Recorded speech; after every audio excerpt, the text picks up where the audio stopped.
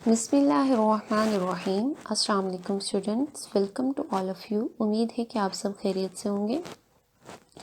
आज का हमारा जो टॉपिक है वो है बोहर्स एटॉमिक मॉडल के postulates of the Bohr's atomic model. Last lecture में हमने बोहर एटॉमिक मॉडल को डिस्कस किया था। एक्चुअली वो एक्सप्लेन क्या करता है। आज हम डिस्कस करेंगे postulates of Bohr's atomic model.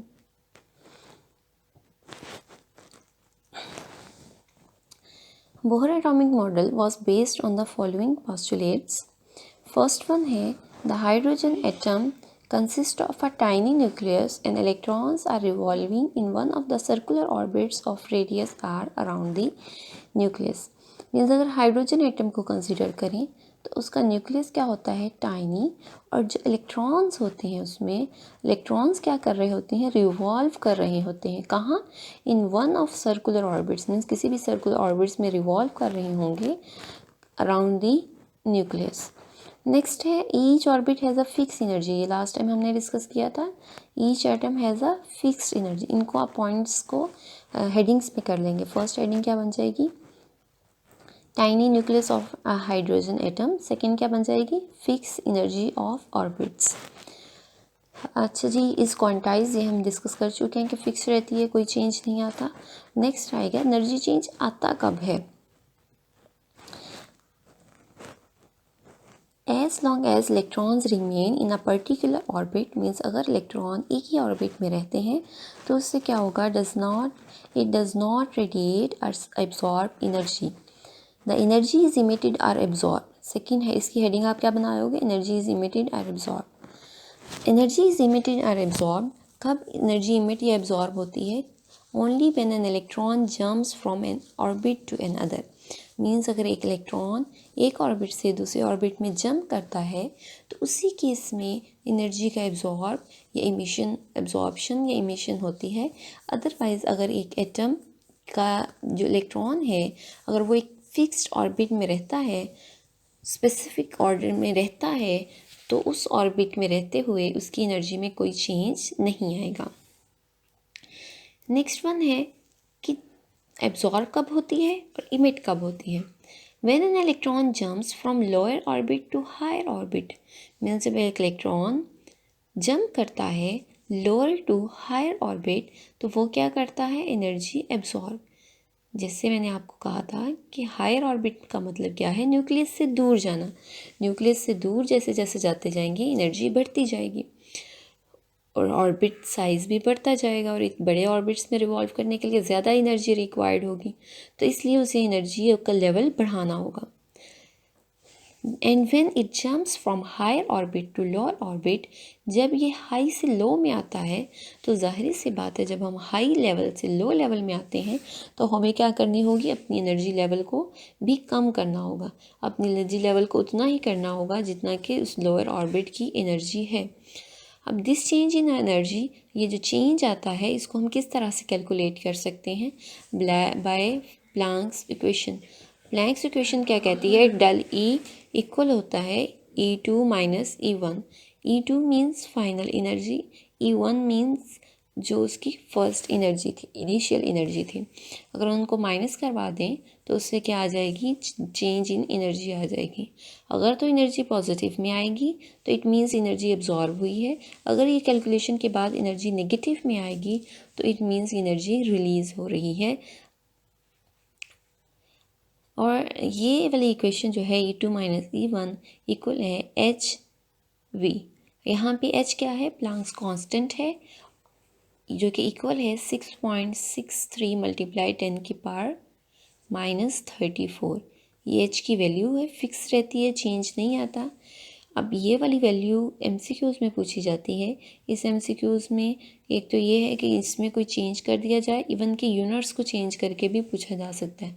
तो आपने वैल्यू के साथ साथ JS जाउल सेकेंड यूनिट को भी अच्छे से याद रखना है। और V यहाँ पे क्या है, फ्रीक्वेंसी ऑफ लाइट। V यहाँ पे क्या है, फ्रीक्वेंसी ऑफ लाइट। नेक्स्ट है, electrons can revolve only in the orbits of the fix angular momentum. According to the Bohr atomic model, जो इलेक्ट्रॉन्स हैं वो सिर्फ उन्हीं ऑर्बिट्स में रिवॉल्व कर सकेंगे जिनके लिए उनका फिक्स एंगुलर मोमेंटम होगा। एंगुलर मोमेंटम की इक्वेशन नीचे गिवन है। किसके इक्वल होता है? एम वी आर यहाँ पे क्या है? Angular momentum. एंगुलर मोमेंटम किसके इक्वल होता है? एन यहाँ पे क्या है? Number of orbit, means 1 orbit है, सेकंड है, थर्ड है या फोर्थ है।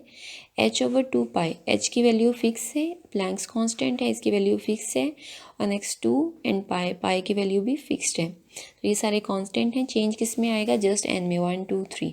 तो इसलिए जो इलेक्ट्रॉन हैं सिर्फ उन्हीं ऑर्बिट्स में मूव करते हैं जिनका उनके पास एंगुलर मोमेंटम होता है। मीन्स अगर उनका एंगुलर मोमेंटम को काउंट करें तो एंगुलर मोमेंटम काउंट करने के बाद जो वैल्यू आए वो जिस ऑर्बिट की एंगुलर मोमेंटम के इक्वल आती है, ये वाली जो कांस्टेंट वैल्यूज हैं इनकी इक्वल आती है, उसी ऑर्बिट में इलेक्ट्रॉन रिवॉल्व करता है। यहाँ पे m means mass of electron, v means frequency of light and r means radius of the orbit. यहाँ पे n क्या है? n क्या है? क्वांटम नंबर है। क्वांटम नंबर मीन्स या फिर ऑर्बिट नंबर भी कह सकते हैं।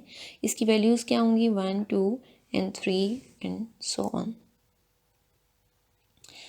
अच्छा जी, नेक्स्ट ये साइड बॉक्स है, डू यू नो, इसको आप रीड आउट कर लेंगे। क्वांटम का मतलब क्या होता है? फिक्स एनर्जी, और स्मॉलेस्ट एनर्जी है जो कि एब्जॉर्ब या फिर इमिट होती है कब?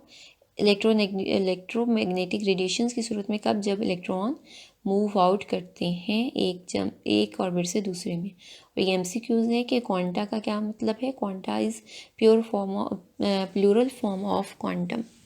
और इसमें से ये भी पूछा जा सकता है कि मैक्स प्लांक जो थे उनको नोबेल प्राइज़ कब मिला था? इन 1918 में नोबेल प्राइज़ मिला था उन्हें। किस लिए नोबेल प्राइज़ मिला था? For his non work on quantum theory.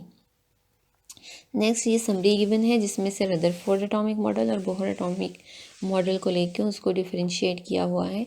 Short question आपको आ जाता है, differentiate between Rutherford model and Bohr's atomic model, या फिर डिफरेंशिएट के अलावा वैसे लॉन्ग क्वेश्चन में भी तो आ सकता है।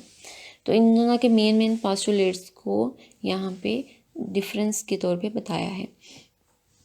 फर्स्ट है रदरफोर्ड एटॉमिक मॉडल किस पे बेस कर रहा था? क्लासिकल थ्योरी पे।